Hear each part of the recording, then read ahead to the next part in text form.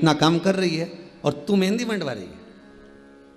फिर इतने में किसी ने कहा, देखो तुम्हारी बहू में तो अक्ल ही नहीं, मेरी इस बहू में तो बिल्कुल अक्ल नहीं, रत्ती भर की भी। वो देखो बेचारी कितना काम कर रही है, कितनी देर से लगी है, सबको पूछ रही है, सबका सामान समेट रही है, सबका सामान उठा के रख रही है, बर्तन भांडा उठा के रख रही है, कपड़ा लत्ता उठा के रख रही है, और एक ये मेहंदी मंडवाने बैठ गई। और जैसे ही मेहंदी से उठी,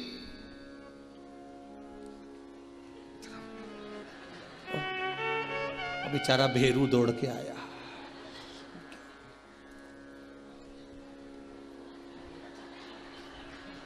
पागली,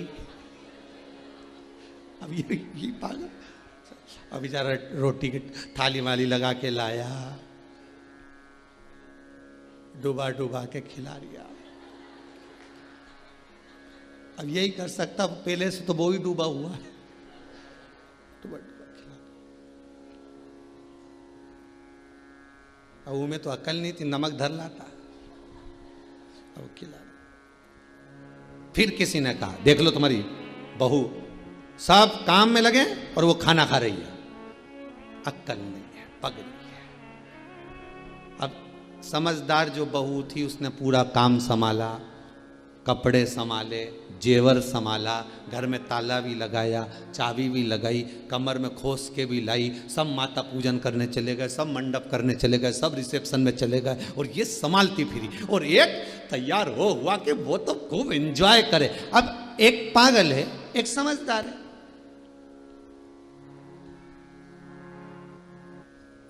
अब तुम समझदारी रखोगे तो तुम्हें क्या जायदाद का हिस्सा ज्यादा मिल जाएगा? जम के तो बोलो नहीं। सास की रकम ज्यादा मिलेगी? नहीं, उतनी मिलना है, भले तुम दौड़ दौड़ के काम करो, चाहे।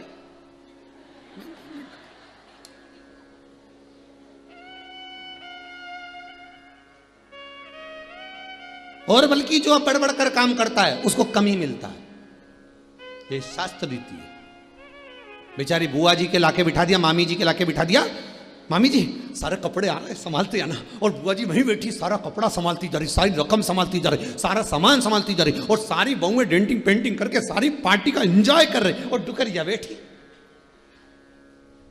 अब चाहती तो बुआ जी एंजॉय करने आई थी, शादी का आनंद लेने आई थी, वो जीजी पूरी शादी का आनंद लेने आई थी, पर कपड़ा लत्ता संभालने के चक्कर में, जेवर संभालने के चक्कर में, सामान संभालने के चक्कर में एक जगह बैठी। अब वो एक बहू को बुलाया, बेटा भूख लग रही, लिया, अब वो भी गई। अब मालूम पड़े बफेट में तो इतना सारा आइटम बना, ने वो तो 3-4 सामान ला के दे दी बुआ जी के, खाओ। अब ईमानदारी से बोलो, जितनी साड़ी सारी बहन बेटी के मिली उतनी उस बुआ के भी मिलेगी ना? अरे बोलो तो कि वो के ज्यादा मिल जाएगी? नहीं, बस मिठाई का डब्बा ज्यादा मिल सकता है, वो भी इसलिए क्योंकि सड़ जाएगी अगर रख लेंगे तो, और बुआ जी जा ही रही है। तो तुम समझदार क्यों बनो? शिव महापुराण की कथा कहती है, मीरा बावरी हो गई, कर्मा बावरी हो गई, नामदेव, तुकाराम, रामकृष्ण परमहंस, चैतन्य महाप्रभु, भारत की भूमि के जितने साधु, सन्यासी, तपस्वी, साधक, उपासक, संत, महात्मा, ये सबको पागलों की गिनती में गिना गया। और शास्त्र का हम भी कहते हैं, जितने साधु, सन्यासी, तपस्वी, साधक, उपासक, जितने कथाकार, जितने भगवान की भक्ति में डूबने वाले, जो भगवान की भक्ति में रम रहे हो, भगवान के स्मरण में रम रहे हो, वो सब की सब पागलों की गिनती में आते हैं। कथा बाचने वाले भी पागल, कथा सुनने वाले भी पागल। समझदार तो वो है जो कथा हमें आती ही नहीं, समझदार वो है जो कथा सुनना पसंद करते ही नहीं। अभी कोई हमारा बुढ़ापा है, वो समझदार दिन रात कमाने में लगे हैं, दिन रात जोड़ जोड़ के लाते जाए, देते जाए, लाते जाए, देते जाए। पर कभी मन में विचार करो, एक बार तो कम से कम अपने पति से जरूर पूछो, इतना भाग दौड़ करते हो, 8-8 बजे दुकान से जाते हो, रात को 11-11 बजे तक आते हो, किसके लिए कमा रहे हो? 2 रोटी सही से नहीं खा पाते हो, 2 रोटी सही से नहीं खा पा रहे हो, चैन की जिंदगी नहीं जी पा रहे हो, किसके लिए कमा रहे हो? किसके लिए करना है? पति कहेगा पत्नी के लिए, बच्चों के लिए, इनको आगे बढ़ाने के लिए, बस यही इनको बढ़ाना है, इनको आगे बढ़ाना है, इनको बढ़ाना।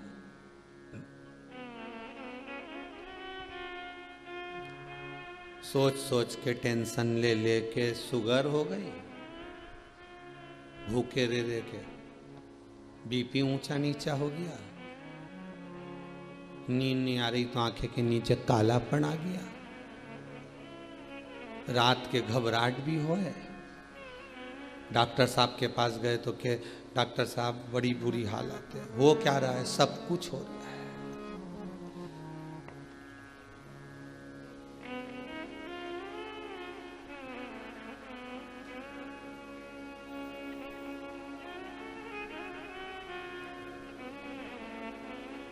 फिर बस शरीर साथ नहीं दे रहा।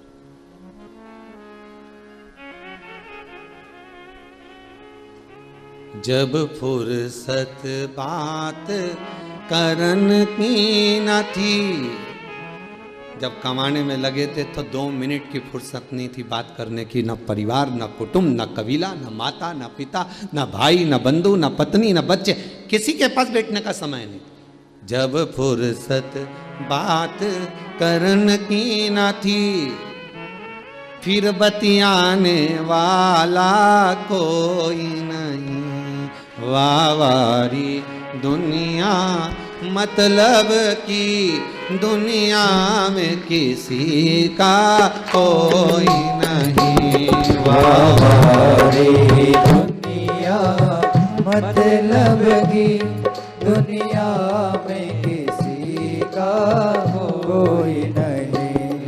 वावारी दुनिया मतलब की दुनिया में किसी का कोई नहीं। वावारी दुनिया मतलब की दुनिया में किसी का कोई नहीं। दुनिया में किसी का कोई नहीं। दुनिया में किसी का कोई नहीं।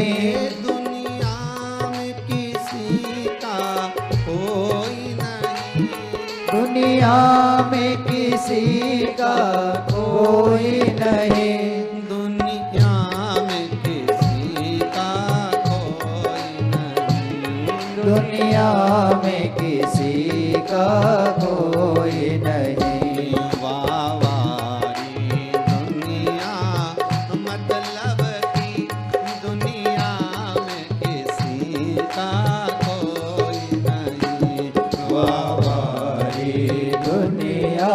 मतलब की दुनिया में किसी का कोई नहीं।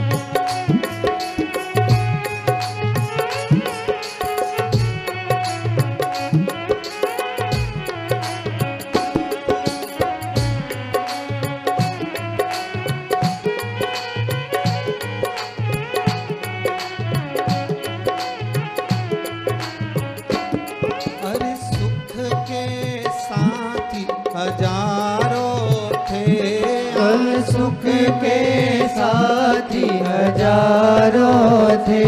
अरे सुख के साथी हजारों थे। हर सुख के साथी हजारों थे। जब दुख पड़ा तब कोई नहीं। जब दुख पड़ा तब कोई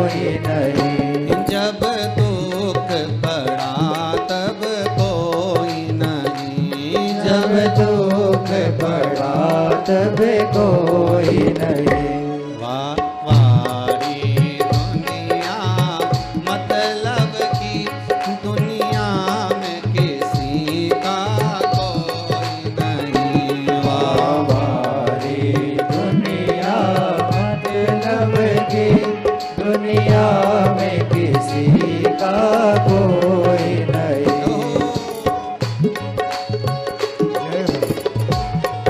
बड़े आनंद के साथ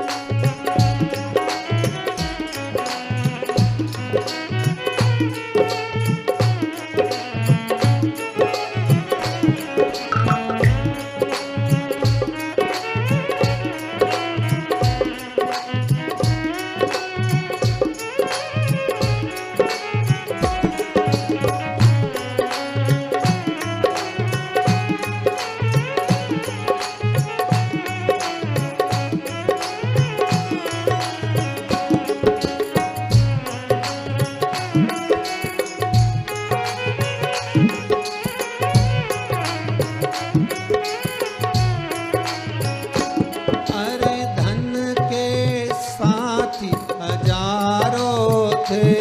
हर धन के साथी हजारों थे। अरे धन के साथी हजारों थे। हर धन के साथी हजारों थे।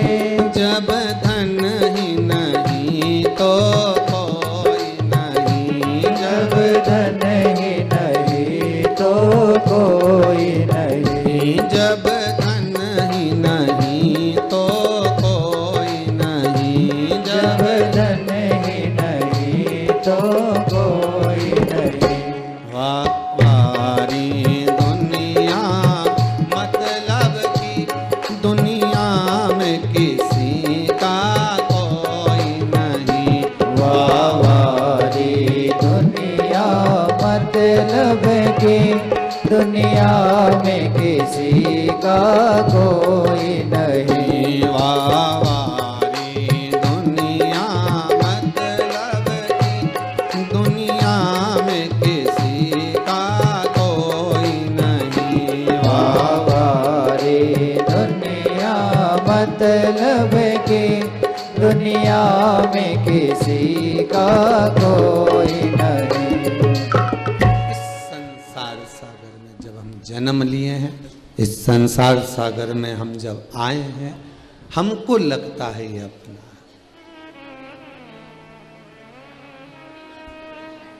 भगवान की भक्ति में पागल हो जाना प्रमोशन है। क्या है ये? प्रमोशन।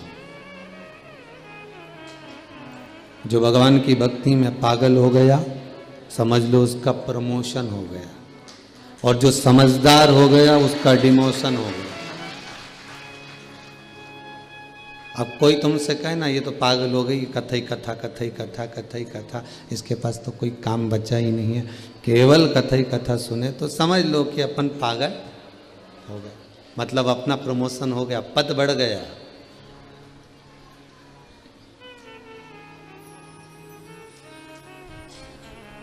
प्रमोशन हो गया, पद बढ़ गया।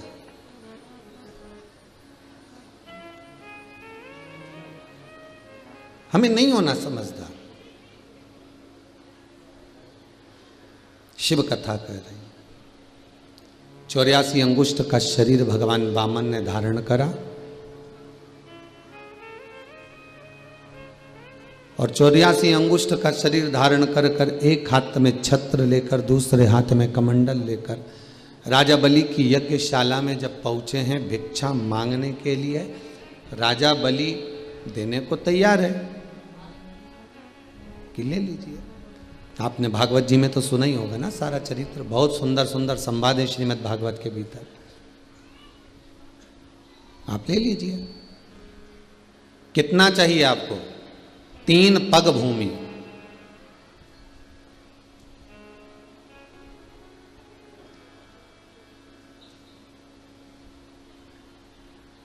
3 पग भूमि में सब कुछ हो जाएगा। हाँ, तो राजा बलि को हंसी भी आई कि ये इतना छोटा सा बच्चा है, कितना नापेगा ये, इतना सा बच्चा नापेगा भी तो जमीन कितनी नापेगा ये।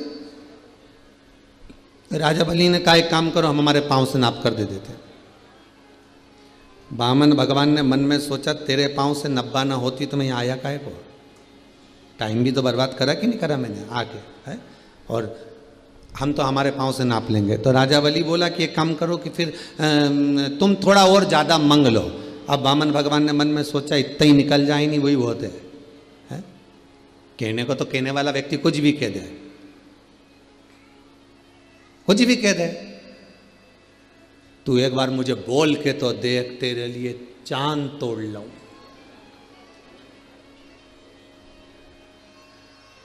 तू एक बार बोल के तो देख, तेरे लिए चांद तोड़ कर लिया हूं, सितारा तोड़ के लिया हूं। इतने में मम्मी ने आवाज लगाई, छत पे से कपड़ा उठा ला,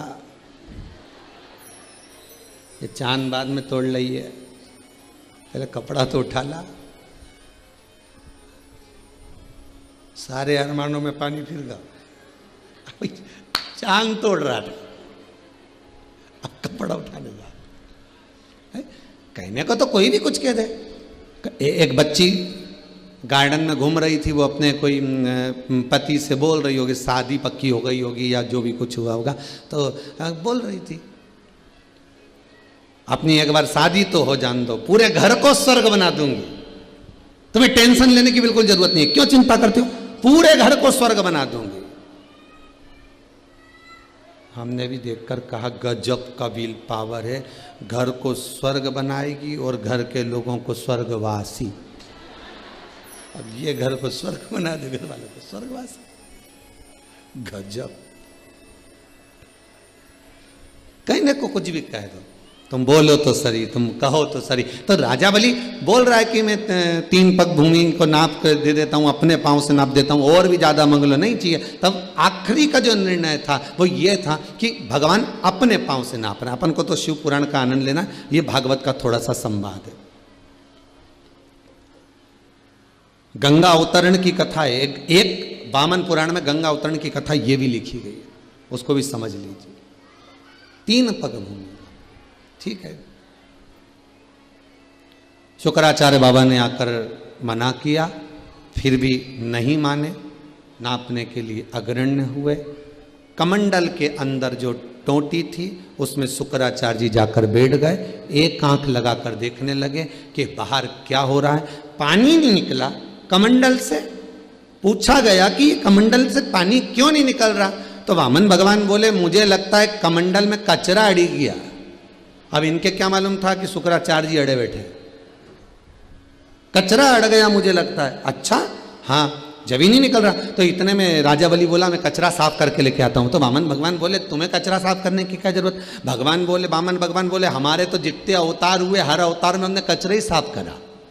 राम अवतार में रावण को साफ कर गए, कृष्ण अवतार में कंस को कर गए, नरसिंह अवतार मिला हिरण्यकशिपु को कर गए, बरहा अवतार मिला हिरण्याक्ष को कर गए। जरा देव शुक्राचार्य जी को दे इधर। कमंडल हाथ में लिया, कुसा की चटाई में से कुसा खींची, एक टोटी में जो दी, शुक्राचार्य जी की एक आंख निपट गई, अब केवल एक ही रह गई।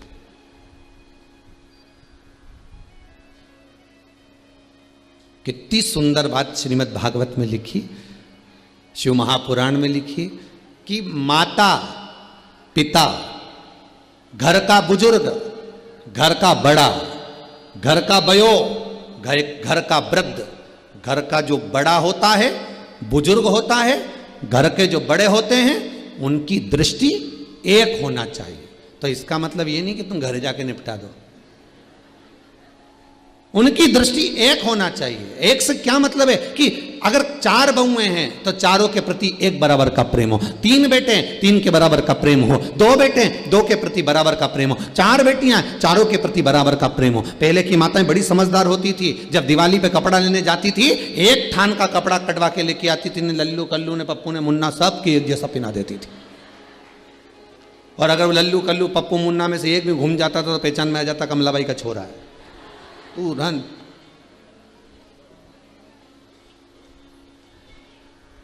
कपड़ा से पहचान जाए कि ये एक ही थान का है, एक जगह का कटा हुआ।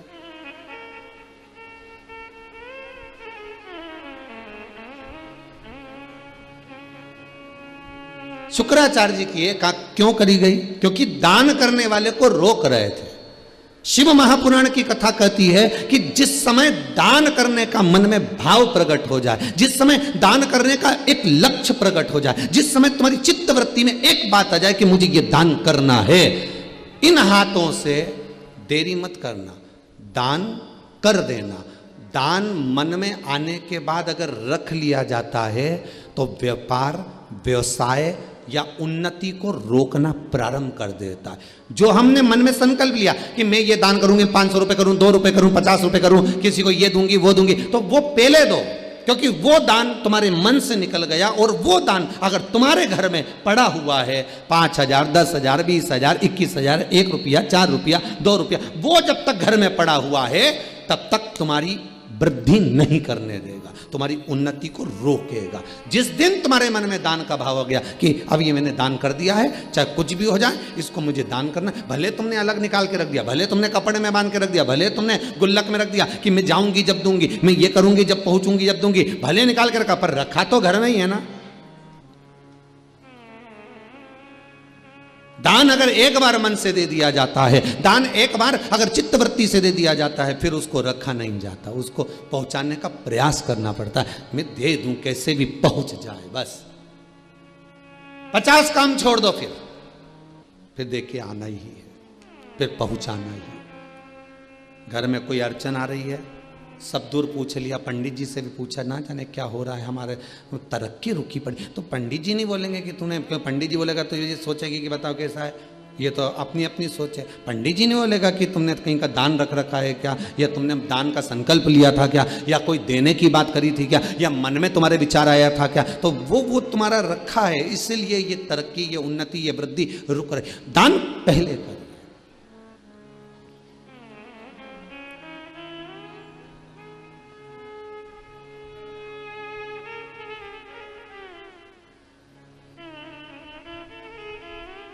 कितना सुंदर लिखा, 100 काम छोड़ो पहले स्नान करो,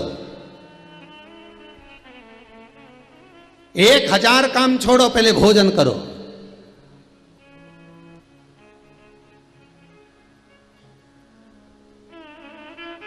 और 1 करोड़ काम छोड़ो पहले दान करो, और 10 करोड़ काम छोड़ो पहले भगवान का भजन करो। ये मौका नहीं, छोड़ते चलो।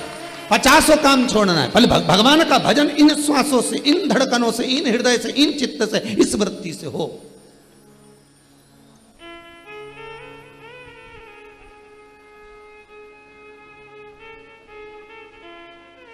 भगवान का नाम निकलता रहे, चित्त वृत्ति से, मन से, ये नाम भगवान का हम जपते रहे।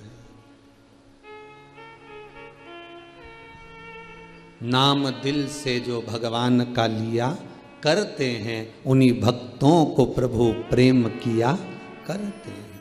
आप दिल से अगर नाम ले रहे हो, भगवान को दिल से रिझा रहे हो, भगवान को हृदय से, चित्तवृत्ति से मना जी, 50 काम छोड़ना है। आपका टिफिन अगर आ गया, दुकान में अगर भोजन की थाली आ गई, दुकान में अगर टिफिन आ गया, ऑफिस में अगर टिफिन आ गया, अगर समय है कि 2 बजे छुट्टी होती है, तो सबसे पहले आप 50 काम छोड़कर 2 बजे किसी से बात नहीं करूंगा, पहले भोजन करूंगा। अन्नपूर्णा आपका इंतजार ना करे, आप अन्नपूर्णा का इंतजार करो। यदि अन्नपूर्णा को आपका इंतजार करना पड़ता है, तो एक घड़ी, एक पल, एक क्षण ऐसा भी आता है कि अन्नपूर्णा रुष्ट होकर चली जाती है। कई लोगों की आदत रहती है, सामने पत्नी ने थाली लगा दी, मम्मी ने थाली लगा दी, बच्चा मोबाइल लेकर बैठा है, बस अभी 1 मिनट, बस ये पोस्ट और कर दो, बस 1 मिनट ये काम और कर दो, और कंप्यूटर लेकर बैठा है, लैपटॉप लेकर बैठा हुआ है। 50 काम छोड़ो, 1000 काम छोड़ो, पहले सामने जो भोजन की थाली है, जिसको खाने के लिए तुम इतनी कमाई करने के लिए तुम ये सारा फैलाए हो, ये ऑफिस, ये दुकान, ये जमीन, ये जायदाद, ये धंधा, ये पानी, ये जो तुम कर रहे हो, ये नौकरी, ये सर्विस, काय के लिए कर रहे हो? केवल 2 रोटी के लिए, भोजन पेट भरने के लिए। और उसको भी सामने लाकर रखी है, ठंडी हो रही है, और तुम लेकर लैपटॉप मोबाइल सब बैठे हुए हो और वो अन्नपूर्णा इंतजार कर रही है, तो उसमें आपको दोष लगता है। कितनी सुंदर बात कही है। गर्ग संहिता के अंतर्गत वर्णन किया, जिस समय अन्नपूर्णा महारानी सम्मुख में हो तो आपकी दृष्टि कहीं दूसरी जगह ना हो, उस अन्नपूर्णा पर होना चाहिए, उस अन्नपूर्णा, उस भोजन की थाली पर हो।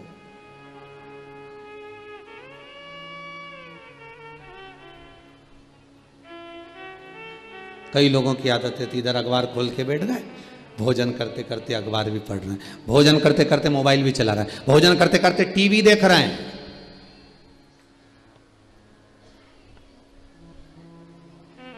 कई माताओं की आदत है, रसोई घर में से भोजन लेके आई, टीवी के सामने नाटक आ रहा था, लेके बैठ गई खाने। अब रुचि आएगी क्या? अरे 2 रोटी के लिए तरस रहे हैं दुनिया के लोग, और वो 2 रोटी तुम्हारी थाली में पड़ी है, और उस अन्नपूर्णा का तुम अपमान कर कर उस टीवी पर ध्यान देकर उसका सम्मान कर रहे हो।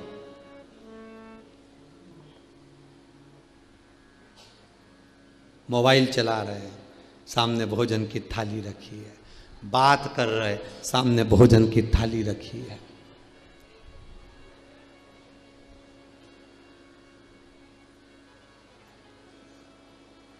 कुबेरेश्वर धाम में अभी तो खेल लॉकडाउन चल रहा है, परमिशन नहीं, पर जब भी संपूर्ण विश्व जब कोरोना महामारी से बाहर निकल जाए, तब जब आप कुबेरेश्वर धाम आए, सीता रसोई में जाकर, अन्नपूर्णा रसोई में जाकर जब आप भोजन करेंगे, तो वहाँ पर जो भोजन बनाने वाले भंडारी हैं, अगर आप चिल्लाकर बात कर रहे होंगे या मोबाइल पर बात कर रहे होंगे भोजन करते समय, तो वो आपको चिल्ला देंगे, आवाज़ लगा देंगे, मोबाइल बंद करिए, भोजन कर रहे हो ना। इस कुबेरेश्वर धाम में जो 21-21 हजार रुपए आपने जमा करे हैं, आप आजीवन भोजन भंडारे के सदस्य बने हो।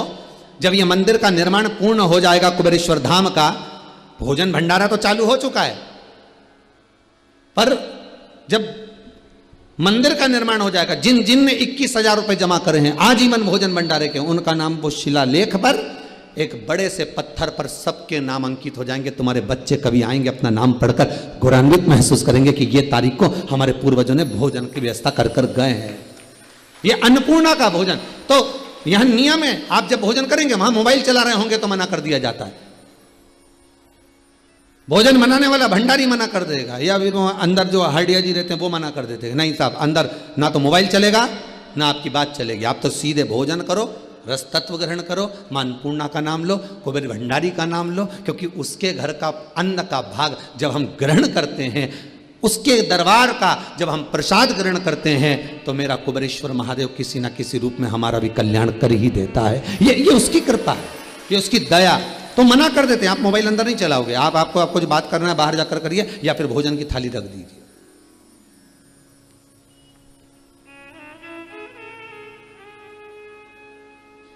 अन्नपूर्णा पर ध्यान देकर, जिसके लिए तरस रहे साहब, तरस रहे। पूरी 8 बजे से सुबह से दुकान खोल के बैठा है, रात को 11 बजे तक कमा रहा है, किसके लिए? केवल रोटी के लिए, और वो ना मिले, अच्छे से भी नहीं खा सको। जिस समय घर के लोग भोजन कर रहे हो, उस समय पर टीवी बंद होना चाहिए।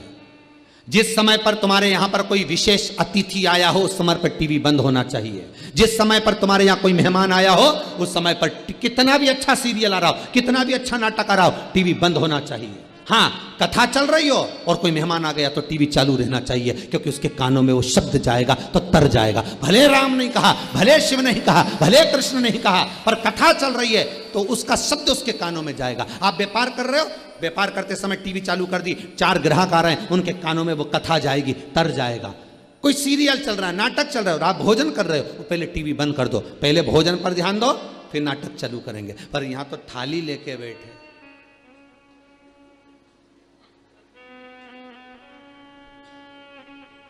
कुमकुम भा सास भी कभी चित्त नहीं। अन्नपूर्णा भी सोच रही है मैं किसके हाथ में पड़ी हूं। और सरल भाषा में समझ लो, पति के साथ पत्नी घूमने जाए, बहुत सरल भाषा में समझिएगा। पति के साथ पत्नी घूमने जा रही है, एक मित्र के साथ मित्र घूमने जा रहा है, एक सहेली के साथ सहेली घूमने जा रही है।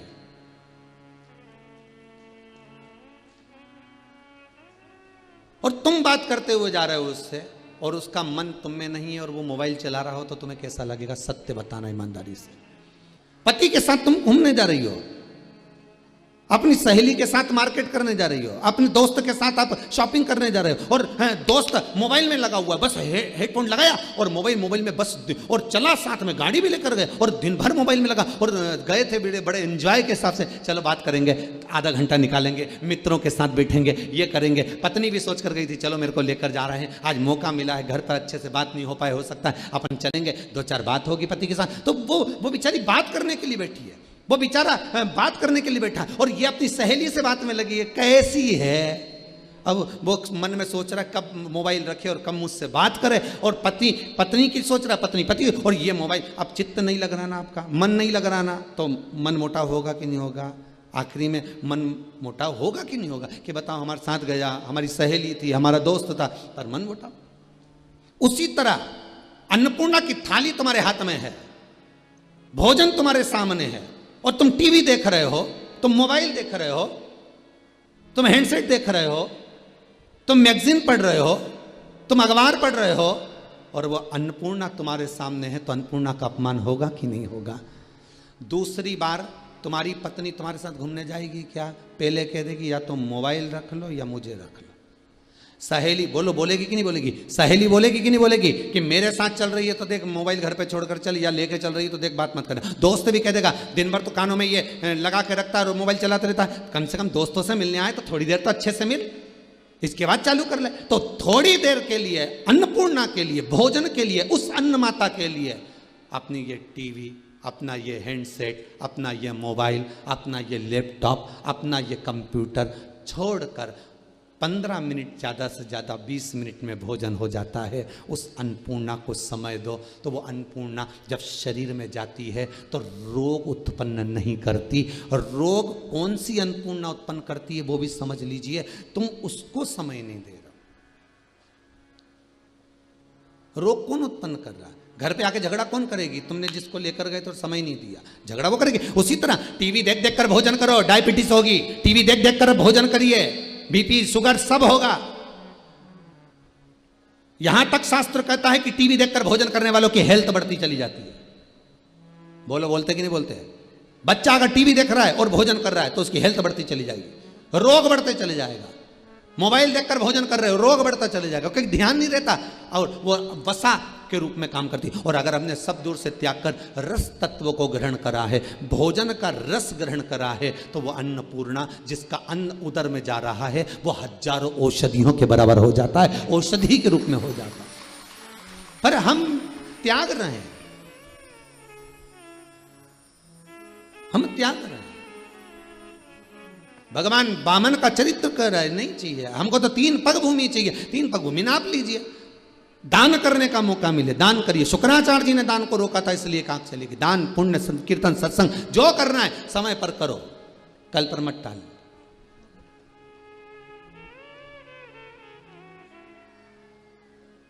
शास्त्र कह रहा है ईश्वर से भले मत डरो, पर अपने कर्म से डरो।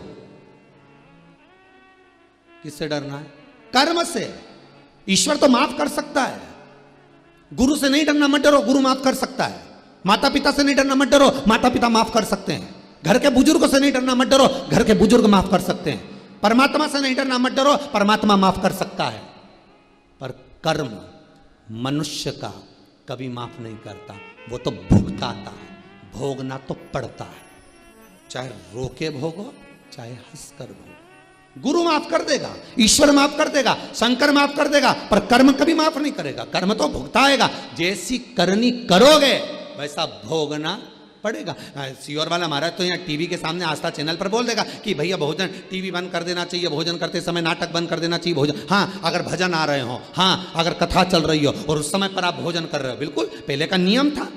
पहले जब पति भोजन करता था, बेटा जब भोजन करता था, माँ पल्लू झेलती थी, बोलो सही है कि गलत है, पंखा झेलती थी और झेलकर फिर माँ प्रेम से भोजन कराती थी। कोई भजन गा लेती थी, पत्नी कोई गुनगुना लेती थी, कोई जब गुरुजन भोजन करते, आज भी नियम है, ब्राह्मण सदगुरु जब भोजन करने बैठते हैं तो जो शिष्य होते हैं वो मंत्रों की ध्वनि करते हैं, स्मरण करते हैं, भजन गाते हैं, नाम जाप करते हैं।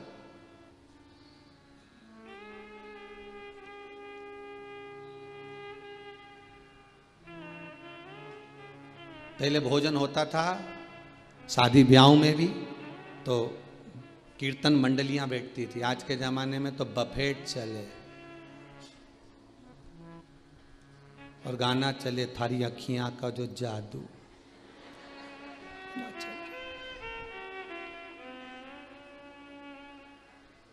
अब खाए, गाना श्रवण कर रहा है, अन्न भाग ग्रहण कर रहा है, इंद्रियां बेकार हो गई, शिथिल हो गई, उसका कोई महत्व ही नहीं रहा। पहले के भोजन से भजन की मात्रा बढ़ती थी, आज के भोजन से काम की मात्रा बढ़ती है। लोभ, आसक्ति, वासना, तृष्णा, काम, ये सब बढ़ रहा, सब। थोड़ा चेंज कर कर तो देखो, थोड़ा सा तो बदल कर देखो कि आज से मैं नियम लेता हूं, श्रावण का दूसरा सोमवार, 1 वर्ष तक का नियम ले लो, तुम ज्यादा मत लो, 1 महीने का नियम ले लो कि 1 महीना, 1 वर्ष, 6 महीना, 4 महीना, चतुर्मास का 4 महीना मैं टीवी देखकर भोजन नहीं करूंगा, मैं टीवी देखकर भोजन नहीं करूंगी। फिर उसका जो असर होगा वो देखिए, रोग बीमारी कम होती है कि नहीं होती, और मन भगवान में लगता है कि नहीं लगता, खुद मालूम पड़ जाएगा। क्योंकि अन्नपूर्णा अपना असर देना प्रारंभ कर देगी, अन्नपूर्णा अपना रस देना प्रारंभ कर देगी।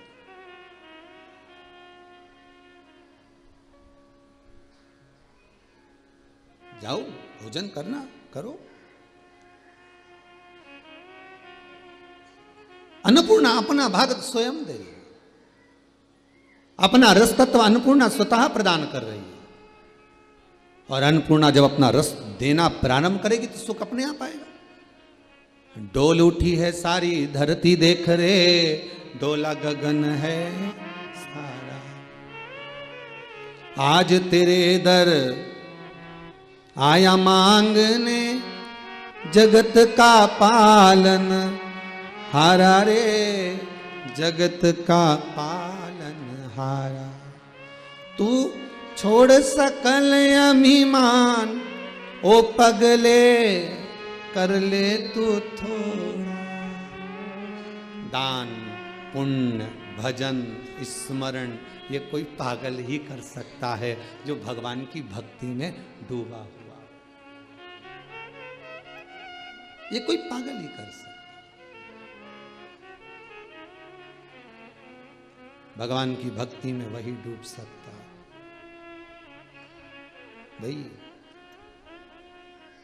महाराज, जो भगवान की भक्ति में वही डूब सकता है जो भगवान की भक्ति में डूबा हुआ हो, अलमस्त भाव में वो डुबाने का प्रयास करेगा। जो नदी की था तक होकर आ गया, नदी के नीचे तक घूम कर आ गया, वो जानता है कि नदी कितनी गहरी है। नहाया हुआ नदी में कूदा हुआ व्यक्ति तुमसे कह देगा ज्यादा अंदर मत जाना, नदी में कूदा हुआ व्यक्ति कह देगा हाँ आ जाओ, मैं हूं साथ में, आ जाओ नहा लेना।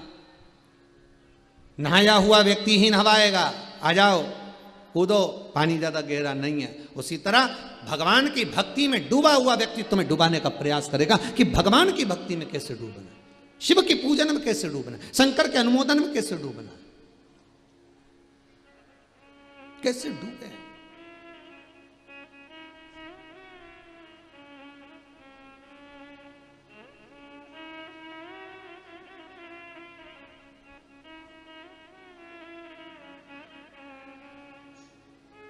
और जब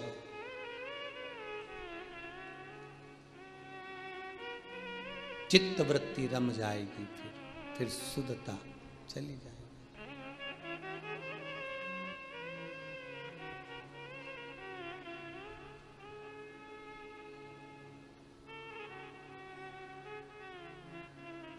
फिर नहीं पाएगी।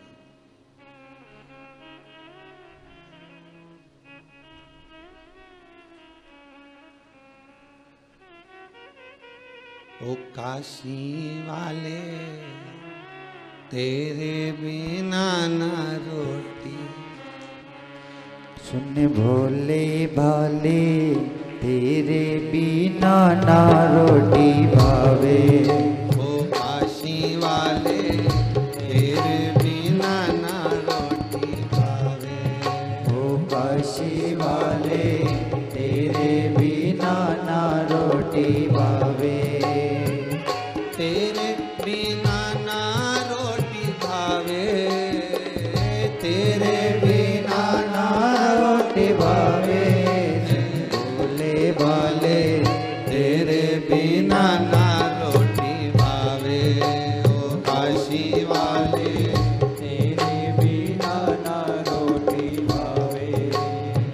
जो सावन पास आवे याद तेरी सतावे। जो सावन पास आवे याद वो तेरी सतावे। जो सावन पास आवे याद तेरी सतावे। जो सावन पास आवे याद वो तेरी सतावे। ओ काशी वाले तेरे बिना ना रोटी भावे। ओ काशी वाले तेरे बिना ना रोटी भावे। तेरे बिना ना रोटी भावे।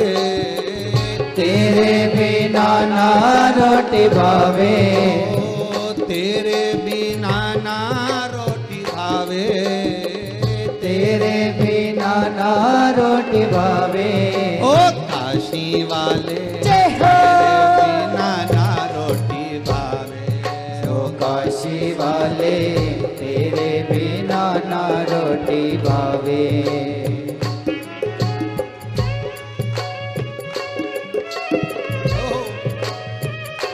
भाव से, प्रेम से, आनंद से ताली सेवा देते हुए बड़े आनंद के साथ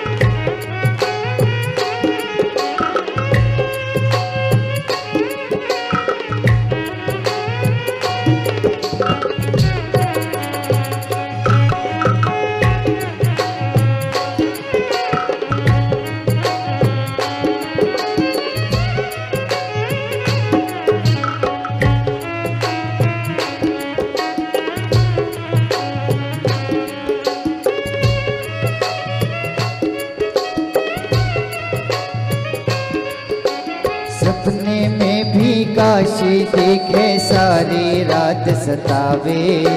सपने में भी काशी देखूं सारी रात सतावे। सपने में भी काशी दिखे सारी रात सतावे।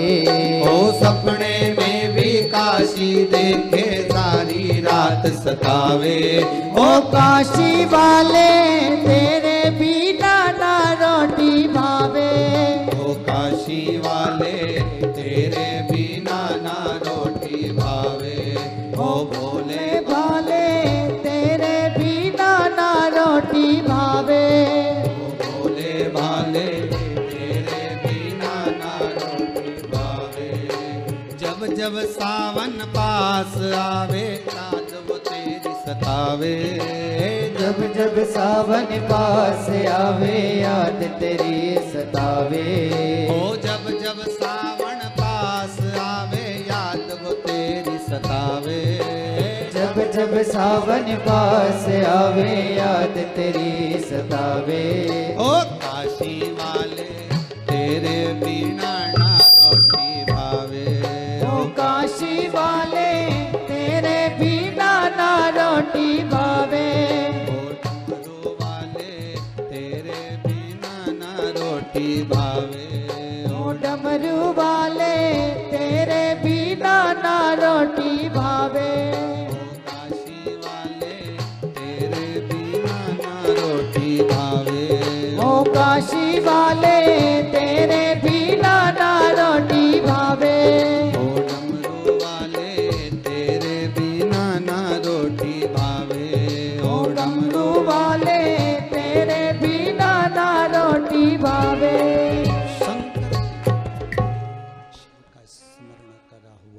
शंकर का अनुमोदन करा हुआ मन में आ जाए, दान करने का भाव हो दान कर लो, भजन करने का भाव हो भजन कर लो, स्मरण करने का भाव हो स्मरण कर लो। 3 पग भूमि राजा बलि के दरवाजे पर वामन भगवान ना पड़ा। 3 पग भूमि। पृथ्वी नापी एक में, जब जैसी चरण उठाया पहला,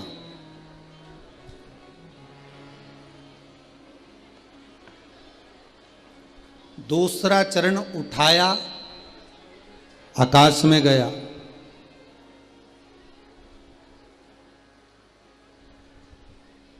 और जैसे ही आकाश में गया भगवान के ब्रह्मलोक तक पहुंचा। ब्रह्मलोक में जैसे ही जाए वैसे ही ब्रह्मा जी ने देखा कि भगवान का चरण आया, भगवान का चरण आया। ब्रह्मा जी देखे भगवान का चरण आया, और ब्रह्मदेव ने जैसे ही चरणारविंद को देखा तो देखकर ब्रह्मा जी के कमंडल में जब 33 कोटि देवता जल के रूप में हो गए थे, तो वो जल का भाग, जितने भी देवता जल हो गए थे, वो जल को ब्रह्मा जी के कमंडल में रख दिया था। गंगा का जो नामकरण संस्कार है कि गंगा नाम कैसे पड़ा, ये वामन पुराण के अंतर्गत स्पष्ट कहा गया कि ब्रह्मा जी के कमंडल को गंगाल कहते हैं। ब्रह्माणी ब्रह्मा,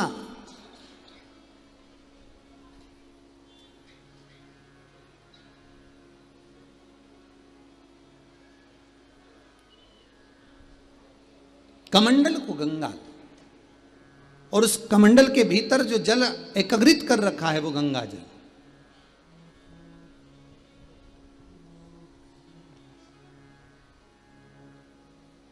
वो गंगा जल।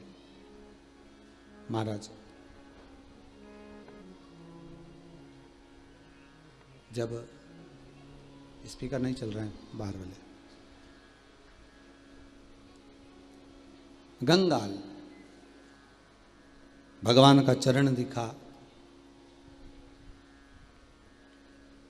और भगवान का चरणारविंद जैसे ही नजर आया, ब्रह्मदेव ने उसी समय कमंडल से जल लेकर भगवान के चरणारविंद को पखारा। अब वो चरणारविंद का जल, भगवान के चरणों का जल नीचे जाता, ब्रह्माणी ने फिर कमंडल को लगा दिया। उस कमंडल में जल को झेला गया, वो गंगा जल एकत्रित कर कर रखा गया भगवान के चरणारविंद। इसलिए विष्णु पदी भी कहलाई गंगा। गंगा विष्णु पदी भी है। वो जल एकत्रित कर कर रखा, और फिर वो जल जिस समय भागीरथ बाबा ने 60,000 काकाओं के उद्धार के लिए गंगा को आमंत्रित करा, फिर वो कमंडल में से जल निकलकर मृत्यु लोक में आया। फिर चला वो जल, गंगा जल फिर चला। बहुत सुंदर संवाद है। जिस गंगा के जल को हम भरकर लेकर आते हैं, किस भाव से ला रहे हो, किस चीज के लिए ला रहे हो, किस कार्य के लिए ला रहे हो, वो आपको गंगा मैया को भरते समय बोलना चाहिए।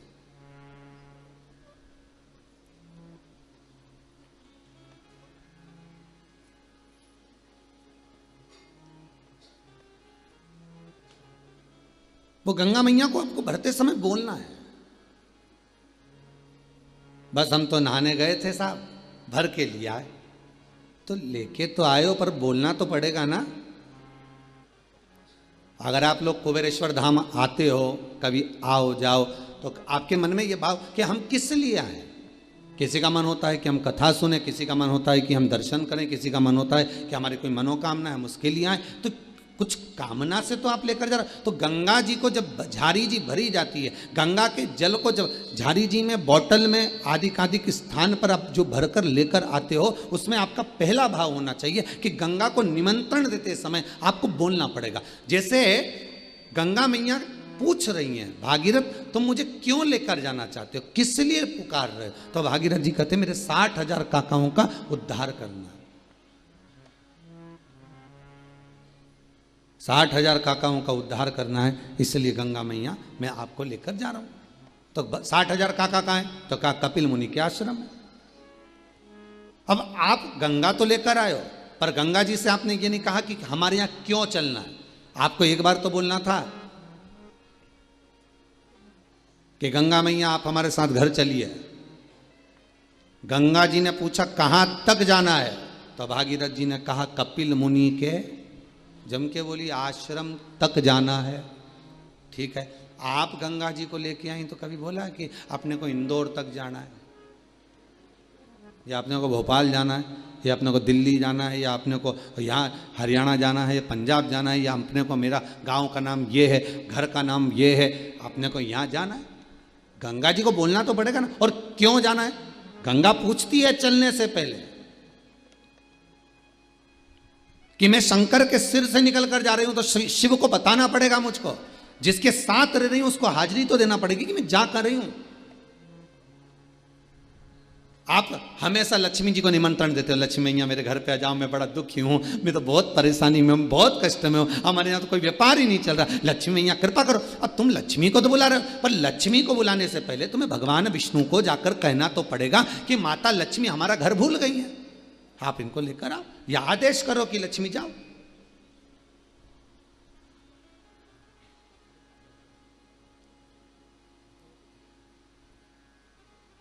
एड्रेस तो बताना पड़ेगा। अब गंगा जी को भर तो लिया तुमने बॉटल के अंदर, गंगा जी को छिपरा जी का भी जल लाओ, नर्मदा का जल लाओ, गंगा का जल लाओ, यमुना का जल लाओ, मंदाकिनी का लाओ, सरयू का लाओ, गोदावरी का लाओ, तुम्हारी मर्जी पड़े कहीं से भी जल भर कर लाओ। पहले उससे निवेदन करो कि क्यों लेकर जा रहे हो और कहां लेकर जा रहे हो।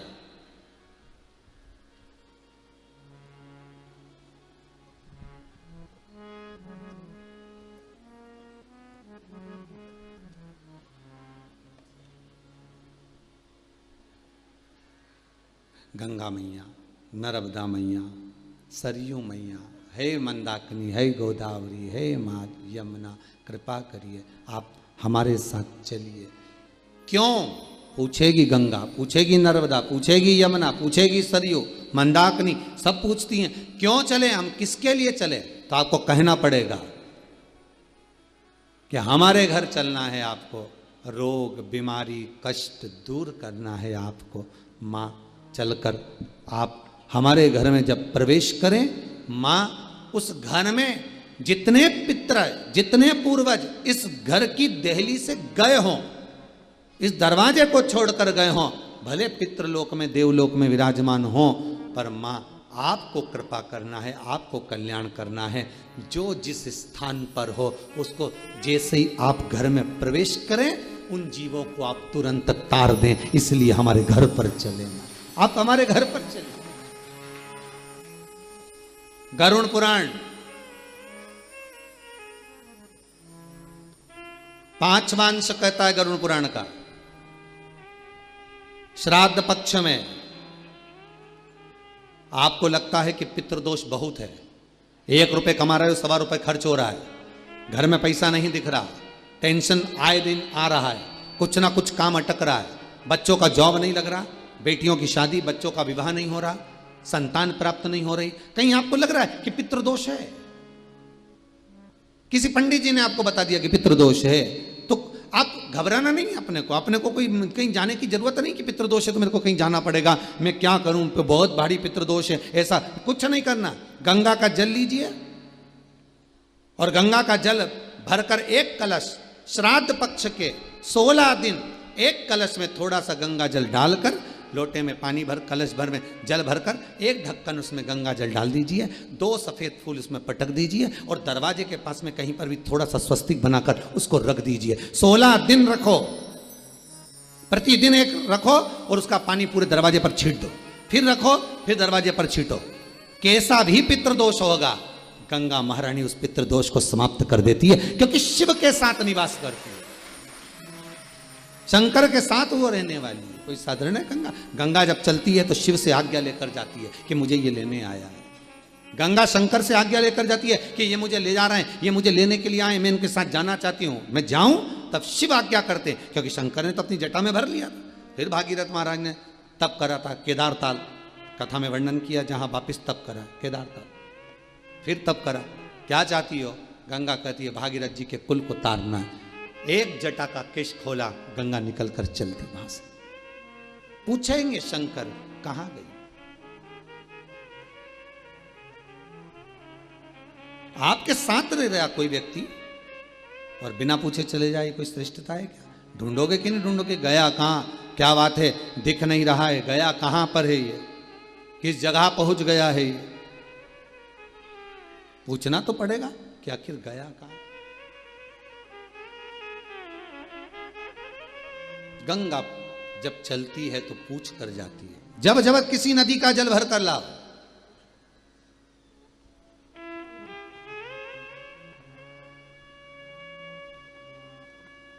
पहले आज्ञा लो।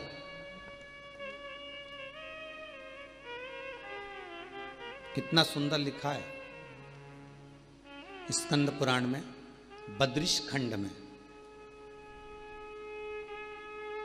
नर नारायण पर्वत का जो वर्णन किया गया है स्कंद पुराण में।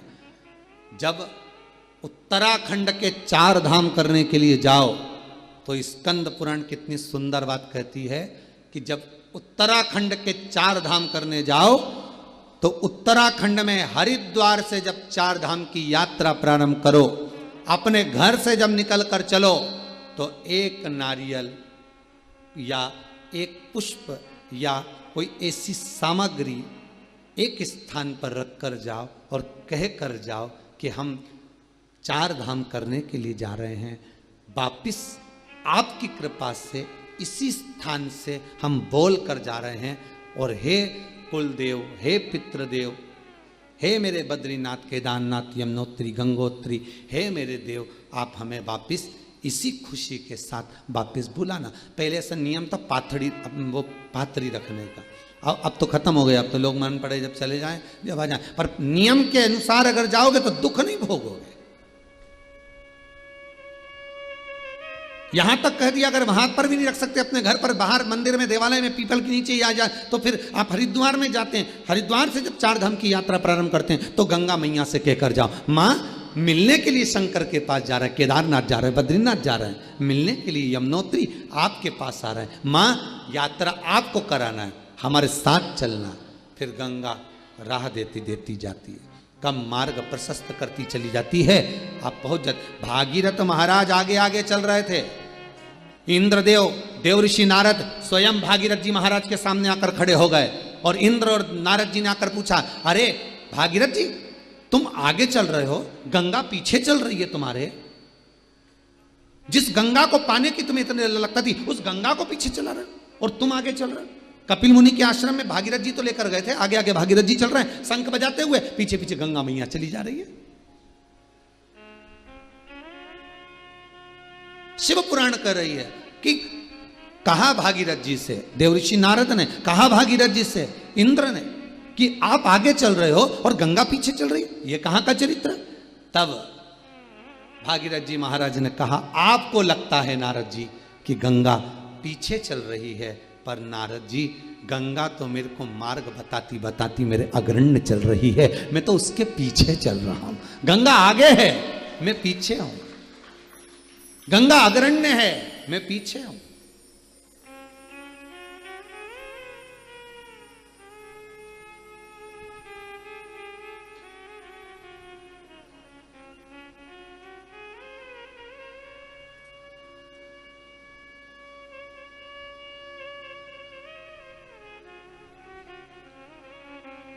आगे आगे गंगा चले।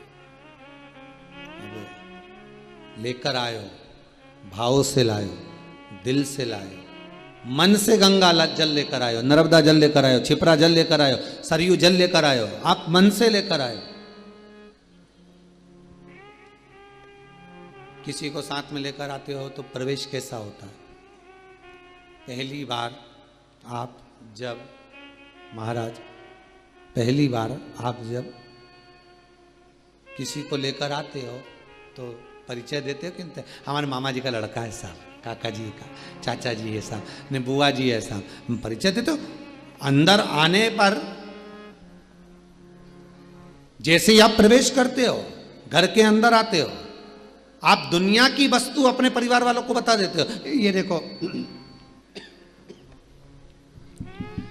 ये देखिए, ये वस्त्र है, ये आभूषण है, ये रतन है, ये माणिक है, मैं बाजार से लाया हूं, मैं ये वहां से लाया हूं। दुनिया की वस्तु आपने दिखाई।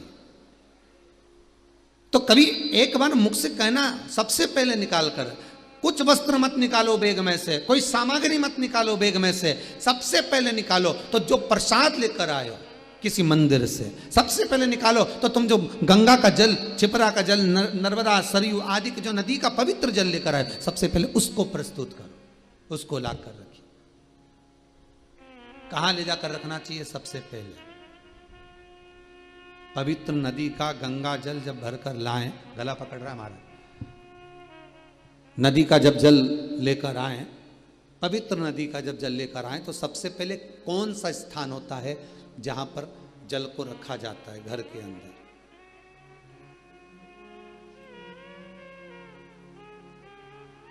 शिव महापुराण की कथा, कल्याण का गंगा अंक कहता है।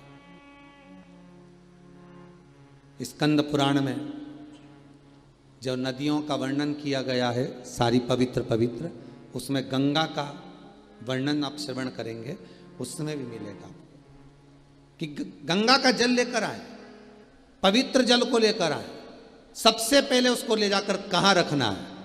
तो शिव महापुराण की कथा कहती है, सबसे पहले जहां रसोई घर में आप मटका भरते हो, परिंडा भरते हो, हंडा भरते हो, पानी का स्थान जहां हो, जहां पितरों का स्थान हो, सबसे पहले गंगा, नर्मदा, सरयू, छिपरा जो जल भर कर लाए हो, सबसे पहले उस स्थान पर रखो, क्योंकि उस स्थान पर रखते ही तुम्हारे घर के पूर्वज तर जाते हैं। सबसे पहले लाकर वहां रखो।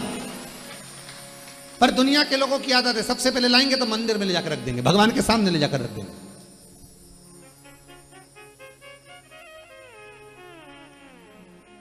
अब भगवान के चरणों से तो निकली है। कहां से निकली है? भगवान के चरणों से तो निकली है, भगवान के सम्मुख से तो निकल कर आई है।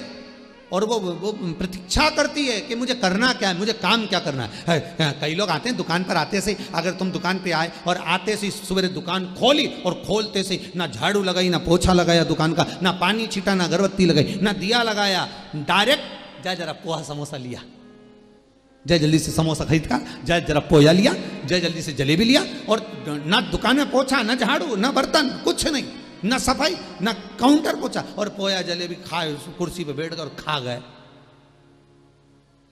डायरेक्ट निपटा गए। डायरेक्ट, ना झाड़ू, ना पोछा, ना जल छीटना, ना कोई काम, बस डायरेक्ट तुमने पा लिया। महाराज होता है क्या ऐसा? नहीं। व्यक्ति जाएगा, झाड़ू लगाएगा, पानी छीटेगा, अगरबत्ती लगाएगा, हाथ पैर धो के भगवान से विनती करेगा, प्रभु कृपा करिएगा, व्यापार अच्छा चलाइएगा, भगवान से निवेदन करेगा, अर्चना करेगा, साधेगा। शास्त्र नीति है, हर चीज का एक स्थान निश्चित किया गया कि जब हम जल को लेकर चलते हैं तो गंगा तो स्वयं भगवान के चरणों से निकली है। नर्मदा के तो हर एक कंकर में शंकर समाहित है। यमुना स्वयं ठाकुर के चरणारविंद का रसतत्व ग्रहण करती है। सरयू मेरे राघव जी के चरणारविंद का स्मरण करती है। जब मंदाकिनी भगवान राम के चरणारविंद का स्मरण करती है, गोदावरी भगवान कृष्ण के चरणारविंद का स्मरण करती है, तब ये पवित्र नदियों का जल जब हम लेकर जाते हैं परिंडे के पास, मटके के पास, हंडे के पास, पूजन वाली जगह से हटकर जब हम भगवान के पास से हटाकर उसको कहाँ रखते हैं? पितरों के स्थान पर। तो सबसे पहले वो पितर तार देती है। भले 5 मिनट रखो, 2 मिनट रखो, 1 मिनट रखो, 4 मिनट रखो, 10 मिनट रखो, पर रखो पहले पितरों के स्थान पर। आप में से कितने लोग हैं जिन्होंने कभी ले जाके रखी भर के लाई तो बाटल छिपरा जी की, नर्मदा जी की, गंगा जी की, सबसे पहले लाई ना तो सीधे मंदिर में ही रखी, पूजन करना है सीधे। अब पंडित जी को कहे कि हमारे यहाँ थोड़ा सा दुख बहुत आ रहा है, तकलीफ आ रही, पंडित जी बोले पितृदोष है। महाराज पितृदोष है, ये दोष है, पर तुमने वो रखा तो जब गंगा जी गई थी, कई लोग कहते हम तो गया जी होया है, हम तो इलाहाबाद घूमी आए, प्रयागराज होया है, हम तो काशी होया है, ने हमारे घर तो सब धरा, गंगा जी भी धरी, इसके बाद भी सब कुछ हमारे यहाँ पर, सारा सुख हमारे यहाँ पर, सब कुछ हमारे यहाँ पर विराजमान है, इसके बाद भी गुरु जी हमारे यहाँ दुख क्यों, हमारे पितृ दोष क्यों, हमारे काल सर्प दोष क्यों, हमारे यहाँ वास्तु दोष, कारण क्या है? तुम करते तो सब कुछ अच्छा हो, जाते भी हो, लाते भी हो, सब काम अच्छा करते हो, पर तुम्हारे वो जाने में, तुम्हारे वो लाने में, तुम्हारे वो जाकर भरकर लाने में जो है वो है, परंतु तुम उसका कहाँ रखना है, किस जगह रखना है, स्थान भी तो निश्चित है। शादी तो कर दी छोरा की, बहू भी आ गई, अब बहू आ गई तो ये रहेगी कहाँ? तो कहा ये कमरा जो बनाया है ना, ये कमरा इसका ही तैयार करा है, ये बेटा का ही कमरा है, ये बहू का ही कमरा है, ये दादाजी का कमरा है, ये चाचा जी का कमरा है, ये काका जी का कमरा है, महाराज ये उसका कमरा, हम कह दिया।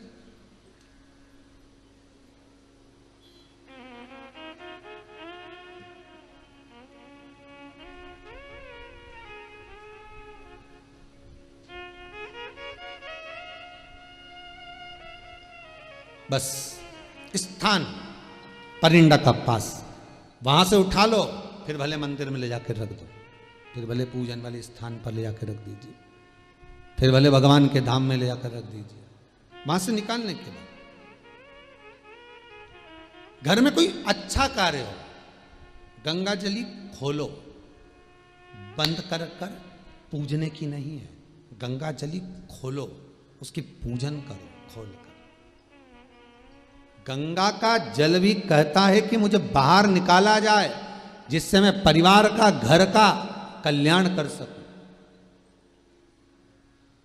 गंगा जली का जल कभी नहीं सूखता, भरा रहता है।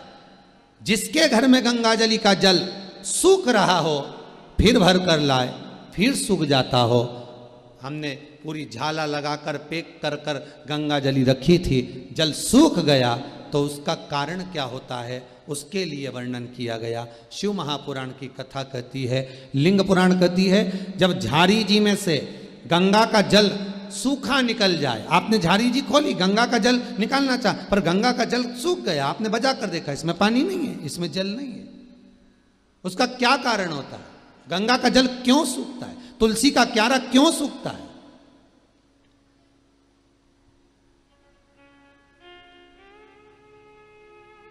किस लिए सूखता है? ये बहुत प्रमाणिक चीज है कि गंगा का जल झारी जी में से सूख रहा है, तुलसी का क्यारा बारिश में लगाया, सब अच्छे से लगाया, सब कुछ करा, मालूम पड़े बस 4 महीना ठीक रहा, थोड़ी देर बाद में सूख ही गया। हम तो कहीं कितने तुलसी के क्यारे लगा दिए, फिर सूख जाए, बाद में फिर लगाओ, फिर सूख जाए, बार बार लगाया, मांग कर भी लगाया, लोगों से कहकर भी लगाया, पर तुलसी का क्यारा लगता ही नहीं है। हमने लगा कर देखा, पर सूख जाता है, बड़ी आफत। कहीं दूसरे के यहाँ से लेकर आओ, फिर लगाओ, फिर सूख जाओ।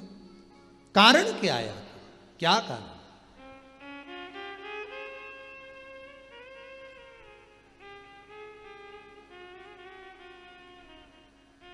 आज एक माताजी ने बहुत सुंदर प्रश्न किया था, अच्छा प्रश्न था, इसलिए थोड़ा ध्यान में है। माता जी एक बोली, कहने लगे गुरुदेव हमने सुना है कि जिस बेलपत्री के वृक्ष में बेल का फल ना लगा हो उस बेलपत्री की पत्ती शंकर को नहीं चढ़ाना चाहिए।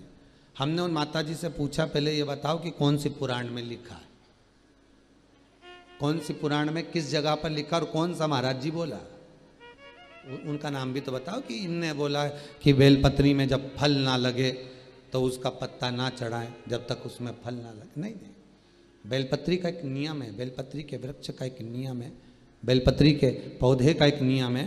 पौधा बहुत छोटा है, बहुत छोटा, तो उसकी पत्ती ना उतारे। एक तो बहुत छोटा, ऊपर से आपने पत्ती निकाल ली तो वो तो बेकारी हो जाए ना, उसको सूख ही जाएगा। बहुत छोटे पौधे की पत्ती नहीं निकालना। बेलपत्री के पौधे का नियम है, आपके ऊपर बेलपत्री का वृक्ष का छांव पड़ने लगे, उसकी डाली आपके मस्तक से ऊंची हो जाए, उसकी छाया, उसकी पत्ती की हवा आपके मस्तक पर लगने लगे, तो उस बेलपत्री के पौधे की पत्ती उतार कर आप शिव को चढ़ा सकते हो। पर यह नहीं लिखा कि उसमें फल नहीं लगे तो चढ़ाओ मत ही, ऐसा प्रमाणिकता नहीं,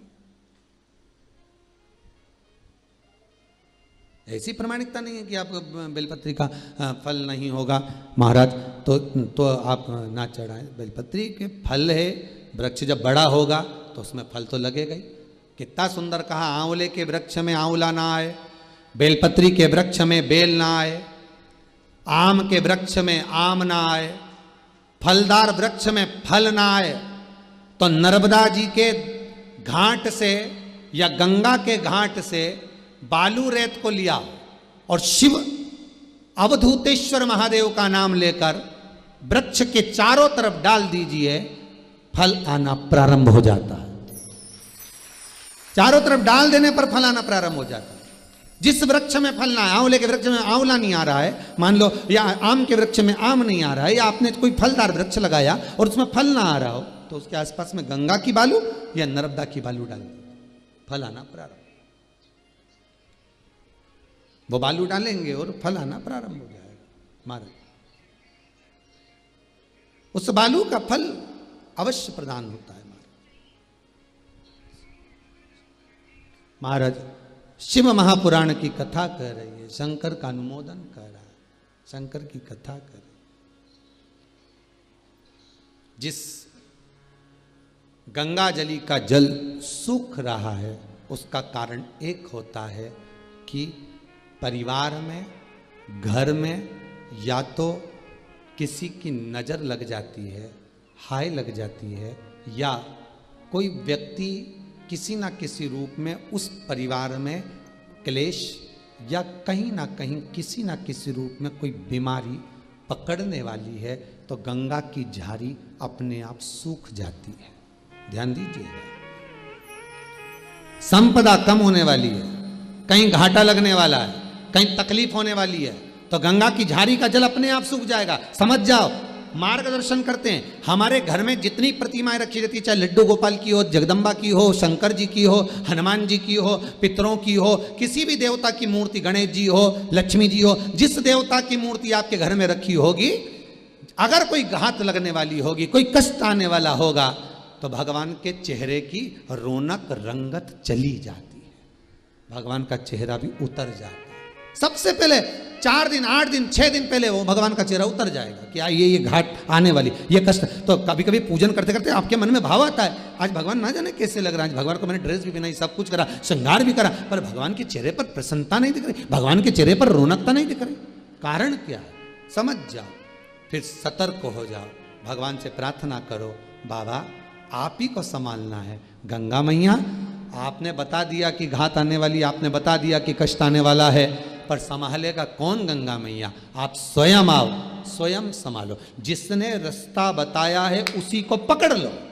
गंगा की झाड़ी में से गंगा जल चले गया, उसने मार्ग बता दिया, तो उसी गंगा की झाड़ी को, उसी गंगा की झाड़ी में वापिस ढक्कन को खोलकर, तुम्हें मालूम है इसमें जल नहीं है, तो अपने शुद्ध जल को लाकर, जो जल आपके पास में हो, भले हापसी का हो, हेडपंप का हो, कुएं का हो, बावड़ी का हो, जो जल शुद्ध है उस जल को लाकर उस गंगा जी में भर दीजिए और भरकर निवेदन कर दो, माँ अब आपको संभाल लेना है। वापिस ढक्कन लगा दीजिए, वो गंगा अपने आप प्रकट होकर संभाल ले।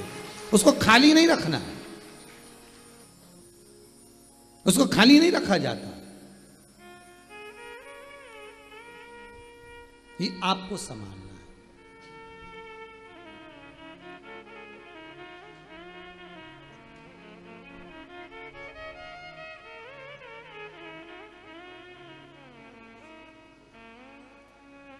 उससे निवेदन करना कि मां आप हैं। कितना सुंदर कहा, जहां तुलसी का क्यारा सूख जाता हो, तुलसी का क्यारा अगर सूख गया, एक और बात बहुत अच्छे से याद रखना, बहुत ध्यान रखिएगा, जब घर में परिवार में गंगा जली पूरा उत्सव मनाकर खोलते हो तो गंगा जली की जो झारी होती है, वो झारी का गंगा जल जब निकल जाता है तो झारी को अपने घर की बहन बेटी को दे देना चाहिए। घर में खाली झारी नहीं रखना, या तो उसमें जल भर कर रखो। गंगा जल की झारी खाली नहीं होना, उसमें या तो गंगा जल में और गंगा जल मिला दो, और जल मिला दो, दूसरा जल मिला दो, पर उसको भरकर उसमें थोड़ी ना थोड़ी मात्रा जल की होना चाहिए। और अगर नहीं रख सकते तो वो अपनी बहन बेटी को दे दो। फिर बहन बेटी भले अपने घर में खाली भी रखेगी तो उसको दोष नहीं लगता। पर जिसने गंगा जली खोली है, जैसे तुमने गंगा जली खुलवाई, बड़े आराम से खुलवाई, ब्राह्मण का भोजन भी करा, यज्ञ भी करा, अनुष्ठान भी करा, और गंगा जली खोल भी ली, और खोलने के बाद गंगा जल सबको बांटा भी सरी, और वो गंगा जली जो खाली हो गई वो तुमने रख ली तो वो दोष दे। हाँ, उसमें अगर जल भर कर रख लिया तो दोष नहीं देगी। उसमें थोड़ा सा गंगा जल बचा के रख लिया आपने, थोड़ा जल बचाया आपने, तो वो दोष नहीं देगी, वो आपको सुख प्रदान कर।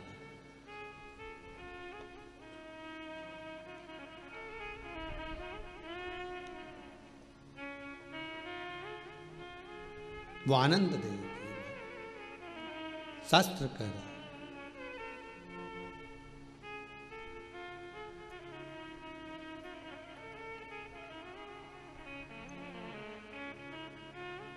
भगवान शिव की कथा कह रही है, गंगा जली सूखे तो समझ जाओ कोई कष्ट है। तुलसी का क्यारा, तुलसी का कुंडा, तुलसी का पौधा अगर सूख रहा है, बार बार लगाने के बाद भी सूख गया, पनपता ही नहीं है, कई बार प्रयास कर लिया, समझ लो कोई दोष, कोई दुख, कोई तकलीफ, कोई कष्ट सम्मुख आने वाला, उसको सतर्क रहे। कोई बीमारी, कोई रोग घेरने वाला, उससे सतर्क रहे, उसको समझे।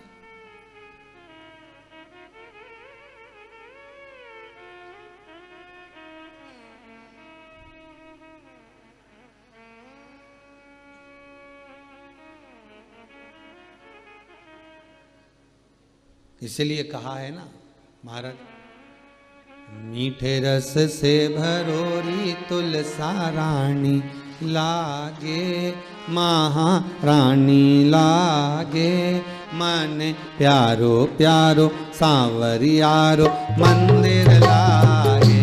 मीठे रस से भरोरी तुलसा रानी लागे, महारानी लागे, प्यारो प्यारो गंगा जी को पानी लागे। मीठे रस से भरोरी तुलसा रानी लागे, महारानी लागे, मने प्यारो प्यारो सांवरियारो मंदिर लागे। मीठे रस से भरोरी तुलसा रानी लागे, महारानी लागे, मने प्यारो प्यारो सांवरियारो मंदिर लागे।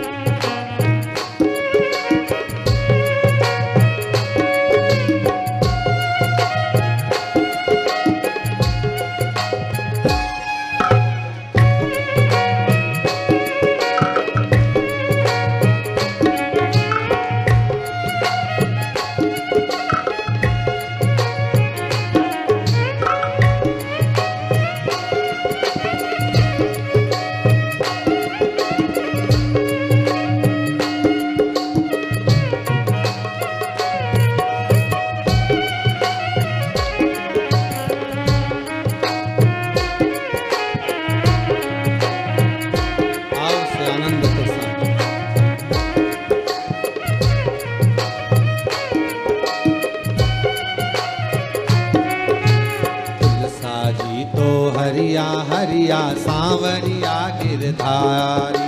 तुलसा जी तो हरिया हरिया सांवरिया गिरधारी। ओ तुलसा जी तो हरिया हरिया सांवरिया गिरधारी। तुलसा जी तो हरिया हरिया सांवरिया गिरधारी। ओ अन्न धन देवे तुलसा रानी मुक्ति दे गिरधारी। अन्न धन देवे तुलसा रानी मुक्ति दे गिरधारी। हरे कमले में तुलसा बड़ी प्यारी लागे, बड़ी प्यारी लागे। मने प्यारो प्यारो सांवरियारो मंदिर लागे। हे कमले में तुलसा बड़ी प्यारी लागे, बड़ी प्यारी लागे। मने प्यारो प्यारो सांवरिया मंदिर लागे। मीठे रस से भरोरी लागे, महारानी लागे। मने प्यारो प्यारो सांवरिया मंदिर लागे।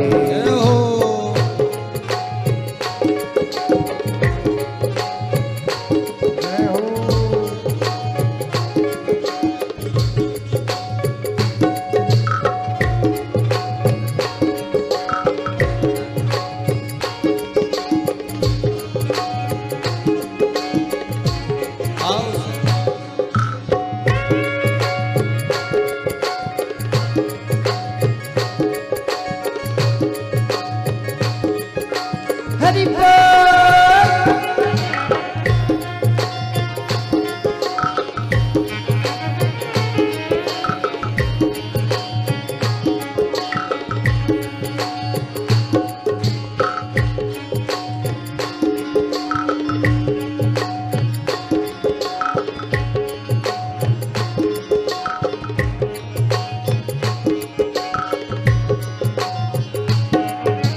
सतभामा ने गर्भ भयो है तोल लियो गिरधारी। सतभामा ने गर्भ दियो है तोल लियो गिरधारी। ओ सतभामा ने गर्भ भयो है तोल लियो गिरधारी। सतभामा ने गर्भ दियो है तोल लियो गिरधारी। ओ अन्न धन लक्ष्मी सब धर दीनो कुबेर कर दियो खाली। अन्न धन लक्ष्मी नवेद दियो कुबेर कर दियो खाली। ओ अन्न धन लक्ष्मी सब धर दीनो कुबेर कर दियो खाली। अन्न धन लक्ष्मी सब धर दियो कुबेर कर दियो खाली। ओ ठाकुर जी रो पलड़ो चोणी चोलागे, चोणी चोलागे। मने प्यारो प्यारो सांवरियारो मंदिर लागे। मीठे रस से भरियोड़ी तुलसा रानी लागे, महारानी लागे। मने प्यारो प्यारो सांवरियारो मंदिर लागे। मीठे रस से भरोरी तुलसा रानी लागे, महारानी लागे। मने प्यारो प्यारो सांवरियारो मंदिर लागे। मीठे रस से भरियोड़ी तुलसा रानी लागे, महारानी लागे। मने प्यारो प्यारो सांवरिया मंदिर लागे। मने प्यारो प्यारो सांवरियारो मंदिर लागे। मने प्यारो प्यारो सांवरियारो मंदिर लागे। मने प्यारो प्यारो सांवरियारो मंदिर लागे। मने प्यारो प्यारो सांवरियारो मंदिर लागे। बोल तुलसा महारानी की। तुलसा का अगर पौधा सूख रहा है तो वो भी मार्ग दे रहा है। शिव पुराण कर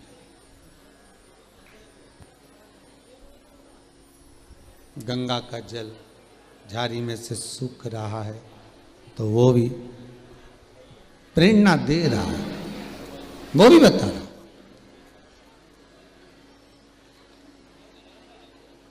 मंदिर की मूर्ति का चेहरा उतरा हुआ है तो वो भी प्रेरणा दे रहा है कि कोई ना कोई बात जरूर है। वो बता रहा है। शिव पुराण कह रही है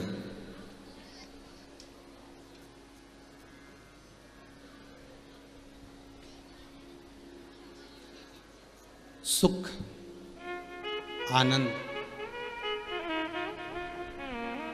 एक और चीज याद रखिए, बहुत ध्यान दीजिएगा थोड़ा सा। यदि एक छोटा सा प्रैक्टिकल है, आप करके देखेंगे तो बाबा कुबेर भंडारी वैसे ही भंडार भर देगा। थोड़ा सा प्रयास, अगर आपके सबके घर में गंगा जल है तो एक प्रयास करके देखिएगा।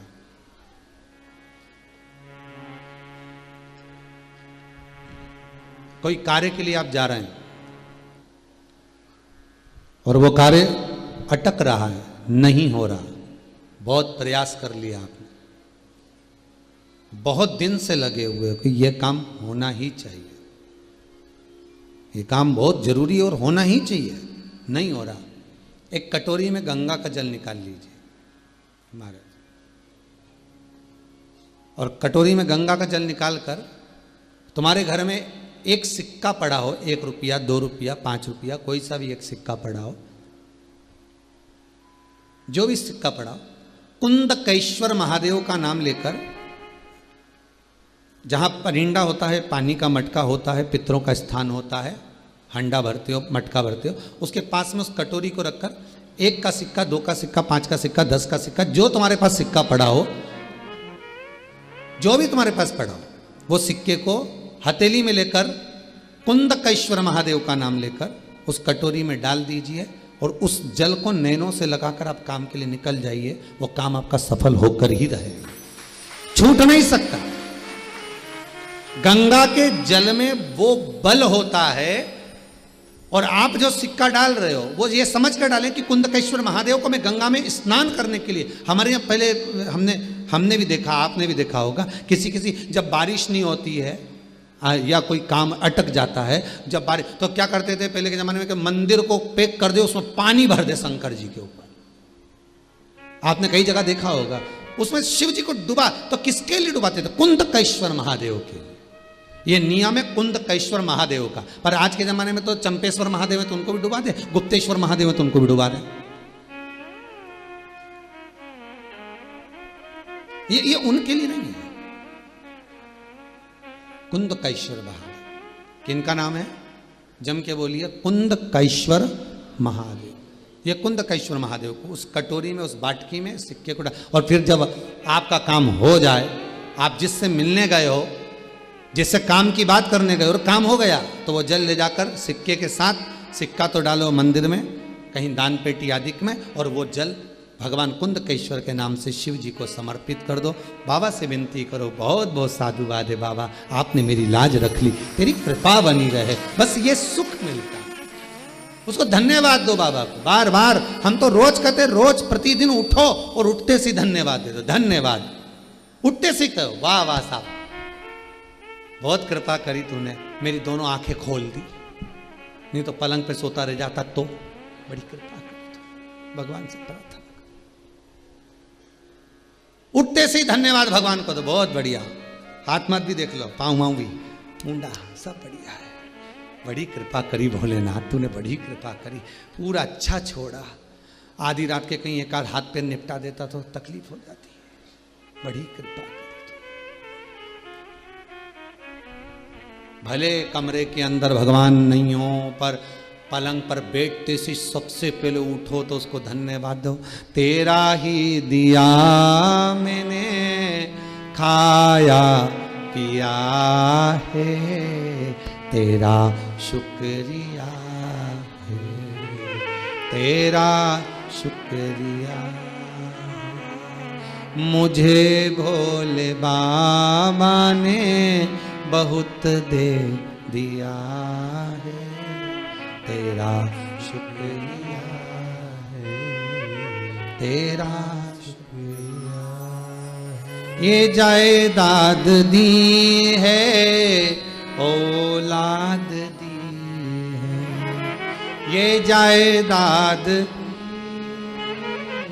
औलाद दी है, मुसीबत में हर वक्त इमदाद दी है, मुसीबत में हर वक्त इमदाद दी है। तेरा ही दिया मैंने खाया पिया है, तेरा शुक्रिया है, तेरा शुक्रिया। मेरे भोले बाबा ने बहुत दे दिया, तेरा शुक्रिया है, तेरा शुक्रिया। उसको धन्यवाद देते रहो, हर पल हर घड़ी हर क्षण उसको साधु बात कहते रहो। तेरी कृपा से बैठा हूं, आज चलकर अगर कुबेरेश्वर धाम तक पहुंच गया, टीवी के सम्मुख में बैठकर कथा सुन रहा हूं, बाबा ऐसी कृपा करना, मुझे पलंग पर मत पटकना,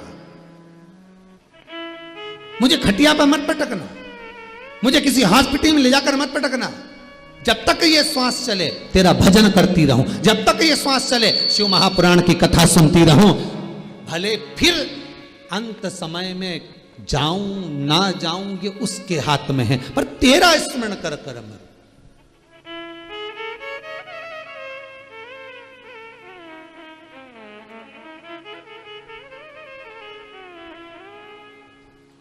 पतंग उड़े आकाश माने डोर थारा हाथ मां। ये पतंग है नहीं हमारी, ये मनुष्य भी पतंग से कम है कहीं, हर कहीं उड़ जाए। ये मन पतंग से कम है, हर कभी उड़ जाए। पतंग उड़े आकाश माने डोर थारा हाथ मां, ओ भोले मारी पतंग ऊंची राखना। अगर तेरे हाथ में डोरी है तो तू जानता है कि इसको कहां तक ले जाना। संसार वालों के हाथ में अगर डोरी रखोगे तो कब का काट देगा। भगवान के हाथ में अगर डोरी रहेगी तो कितनी भी पतंग आ जाए, एक मोहल्ले में सुनार की 10-10 दुकान, पर किसी एक की पतंग मेरे भोले के हाथ में है तो वो इतनी चले इतनी उड़े, आसपास के दुकान वाले भी सोचते रहे हमारे पास भी वही माल, कपड़ा भी हमारे पास एक जैसा, पान की दुकान भी हमारी एक जैसी, चाय की दुकान भी हमारी एक जैसी, फिर इसी की क्यों चले। समझ जाना पतंग उड़ रही है और डोरी भोले के हाथ में पड़ी है, इसलिए उड़ रही है, इसलिए उड़ रही है। 50 दुकान एक मोहल्ले में, 100 दुकान एक जैसी कपड़े की, एक जैसा मार्केट, फिर एक की चले और 4 बैठे रहे, डोरी उसके हाथ में उड़ रही है। और कितने लोग लगे होंगे उसको काटने में, विचार करो कितने ग्राहक काटने वाले बैठे होंगे। इधर तो आओ हम पूरा कमीशन देंगे, इधर आओ 10% की छूट, इधर आओ 5% की छूट, कितने काटने वाले बैठे हैं। अगर संसार वालों के हाथ में पतंग रहती तो कब की कट गई होती, पर तेरा ही दिया मैंने खाया पिया है, पतंग उसके हाथ में थी, कटी नहीं साहब। कई लोगों ने प्रयास करा, नींबू पटक गए साहब, नींबू पटक गए। किसी के पास हमारे नींबू पटक गए, काय को डरे, पतंग अगर तेरी शंकर के हाथ में तो क्यों डरना। लिख दे दरवाजे पे कि एक साथ 1 दर्जन पटको अचार बना के खाऊंगा, तो क्यों डरे। पतंग शिव के हाथ में है, पतंग शंकर के हाथ में है, और अगर पतंग मेरे शिव के हाथ में है तो फिर डरना क्या, क्यों डरे। जब भोले कहा तो डरना क्या, फिर दर दर जाके मरना क्या। जब भोले कहा तो डरना क्या, क्यों जाए जगत जगत में। यहाँ एक जगह वहां से काम नहीं हुआ वहां चलेगा, वहां से काम नहीं हुआ वहां चलेगा, वहां से काम नहीं हुआ वहां चलेगा, 50 जगह पर जाकर आखिरी में घूमता घूमता ऊ के पास पहुंच गए, थारा ही घर का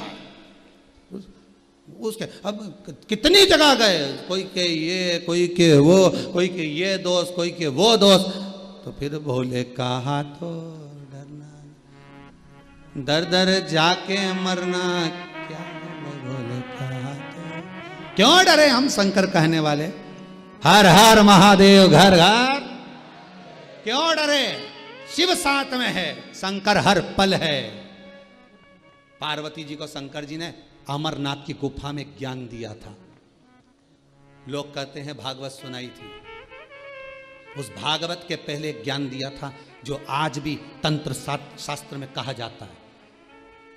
पार्वती जी का वो ज्ञान में तंत्र शास्त्र में उसको पूजा जाता है। आज भी जो पार्वती को शंकर भगवान ने ज्ञान दिया था, 10 विद्याओं को बिठाकर जो ज्ञान प्रदान करता, उसमें पहला ज्ञान था पार्वती जब मनुष्य माता के गर्भ में रहता है तो एक पिंडी के रूप में रहता है। वो पिंडी नहीं होती, हर माता के गर्भ में शंकर स्वयं विराजमान होता है, स्वयं शिव बैठा हुआ है। उसको समझने वाला चाहिए। तब मनुष्य शंकर ही तो है, ये मानव है क्या? शिव। जब मरेगा तो भस्म हो जाएगा, भस्म हो जाएगा तो शिव मिल जाएगा। आखिरी में है क्या?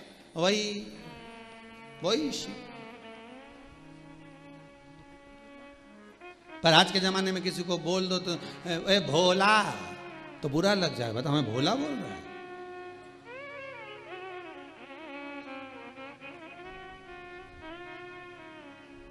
परसों के दिन एक किसी पत्नी का फोन आया था ऑफिस में, कह रहे थे हम हमारे पति का नाम चेंज कर रहे हैं। हमने कहा तुम्हारे पति का नाम है क्या? पूछ आशीष जरा पूछ तो के भेरू। तो हम चेंज कर रहे हैं, हमें नहीं। तो चेंज करने से क्या हो? भेरू केवल उसी का ही नाम है क्या? जगत में ढेर भेरू, मंदिर में भी भेरू बैठे। पर अपने हृदय को तो समझाओ कि ये भी भेरू से कम है क्या? कभी भी भटक जाता है, कभी भी भेरू बन जाता। 2 मिनट में ऐसा हो जाए और 2 मिनट में गंगा का जल हो जाए। कई बार तो सोचे अभी तो भेरू चढ़ गया था इसके, थोड़ी देर में गंगा जल चढ़ गया इसके, समझ में नहीं। तो चित्तवृत्ति, पतंग उड़े आकाश माने डोर थारा हाथ मां, ओ शंभो मारी पतंग ऊंची राखना। वो कोई नहीं काटेगा अगर शंकर ने साध कर रखी है। अच्छे अच्छे पेज लड़ाना जानता है वो, कहां से लेके कहां जाए, कब ढील दे कब काटे, ये उसी को मालूम है। इतनी ढील दे देता है, इतनी ढील इतनी दे, वो बाद में खींचता है।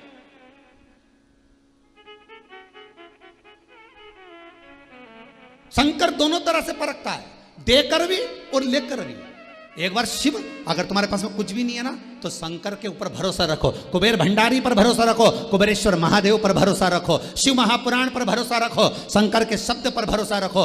और एक बार अगर तुम्हारे पास कुछ नहीं है तो शंकर से कहकर देखो, बाबा एक बार देकर भी देखेगा, तुम्हें खूब देगा। फिर देने के बाद विचार करेगा कि ये सही काम कर रहा है कि नहीं कर रहा, सतमार्ग में लगा रिया कि नहीं लगा रिया। नहीं तो मालूम पड़े एफडियाँ बनवाता जाए, ने धरता जाए धरता जाए धरता जाए, खुद भी नहीं खाए, ने बापड़ा की नींद अलग उड़ जाए। तो शंकर भगवान देके भी देखता है और लेके भी देखता है, दोनों तरह से परखता है मेरा शंकर। देके भी परखेगा, लेकर भी परखेगा। देने के बाद परखेगा कि क्या कर रहा है, भोजन करा रहा है नहीं करा रहा, भूखे को दे रहा है ना दे रहा, सत्कर्म कर रहा ना कर रहा, भजन कर रहा ना कर रहा। और लेने के बाद भी परखेगा कि अब मैंने सब खींच लिया, पतंग को ढील भी दी और खींच भी दी, मर्जी।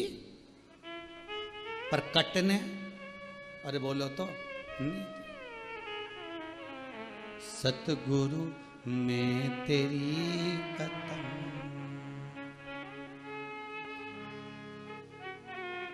हवा बिच उड़ती जावांगी मैं तेरी।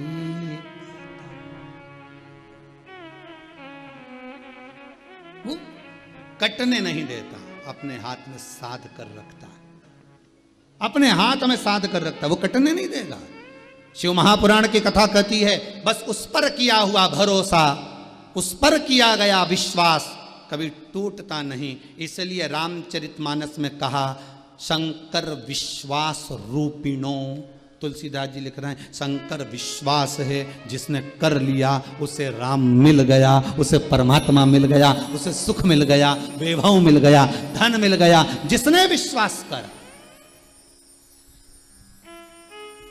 जो विश्वास कर, गंगा शिव पुराण कह रही है, विश्वास रखकर ही परमात्मा मिलता है। मानो तो मैं गंगा माहूं, ना मानो तो मानो तो मैं गंगा माहूं, ना मानो तो बेटा पानी। 12 ज्योतिर्लिंग पर वही गंगा है। सोमनाथ, चंद्रदेव भी अभिषेक कर रहे हैं तो गंगा के जल से। मल्लिकार्जुन श्री शैलम में कार्तिक के अभिषेक कर रहे हैं तो गंगा के जल से। महाकाल गंगा का जल मेरे महाकाल राजा का भी सुख प्रदान करता है।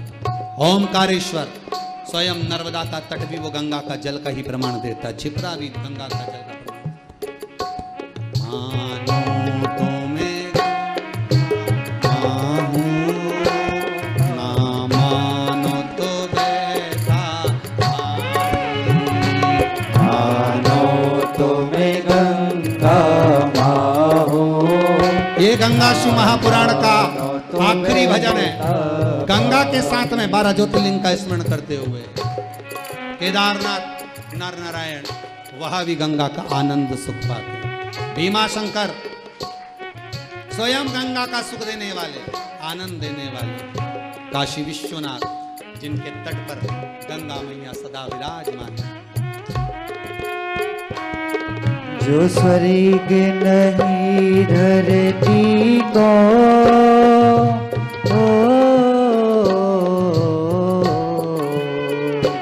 जो स्वर्ग ने दी धरती को, मैं हूँ प्यार की वही निशानी। मानो तो मैं गंगा माँ हूँ, ना मानो तो बहता पानी। मानो तो मैं गंगा माहू, ना मानो तो बहता पानी। गंगा शिव पुराण कर रही है। त्र्यंबकेश्वर में भी गंगा त्रिवेणी के रूप में बह रही है। शिवलिंग के पास में से निकलकर कुंड के रूप में जा रही है। वैद्यनाथ जी में भी गंगा आनंद के साथ निवास कर रही है। शिव का धाम है तो गंगा है। नागेश्वर वहां भी गोदावरी गंगा आनंद पा रही है। महाराज रामेश्वरम वहां भी कुंड के रूप में, कुएं के रूप में गंगा विराजमान है। महाराज कृष्णेश्वर वहां भी मेरी गंगा सदा सदा आनंद देने वाली विराजमान है। और आपके प्रत्येक श्रोता जो गंगा शिव महापुराण की कथा को दिल से सावन के महीने में सुन रहे हैं, आपके भीतर दिल में जो शिव बैठा है उसमें भी गंगा विराजमान है। मानो तो मैं गंगा माहू, ना मानो तो बहता पानी। मानो तो मैं गंगा माहू, ना मानो तो बहता पानी।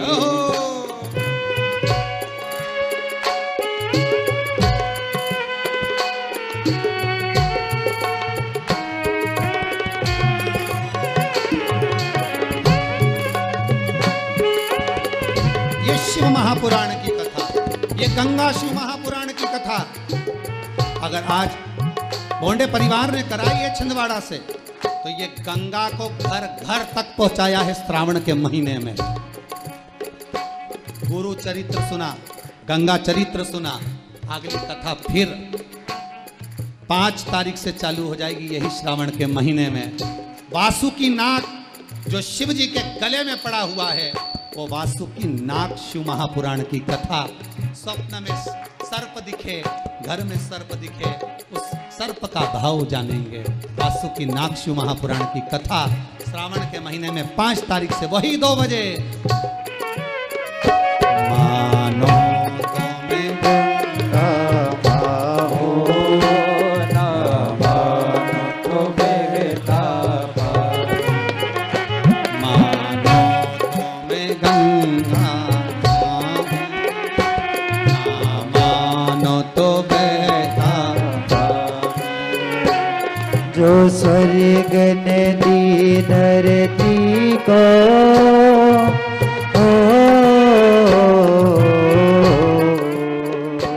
जो स्वर्ग ने दी धरती को, मैं हूँ प्यार की वही निशानी। मानो तो मैं गंगा माहू, ना मानो तो माँ गंगा का चरित्र कहता है। बोल गंगा महारानी की जय। हर हर ज्योतिर्लिंग का स्मरण करा, चंचुला देवी का पति बिंदुक प्रेत योनि से छूट गया। शिव बाबा ने आनंद कराकर बेलपत्र शिव पोथी को समर्पित करा। वही शिव बेलपत्र जीवन का सुख देने वाली हो गई। ऐसा आनंद में तुमरुका जी ने शिव महापुराण को विराम की ओर लिया।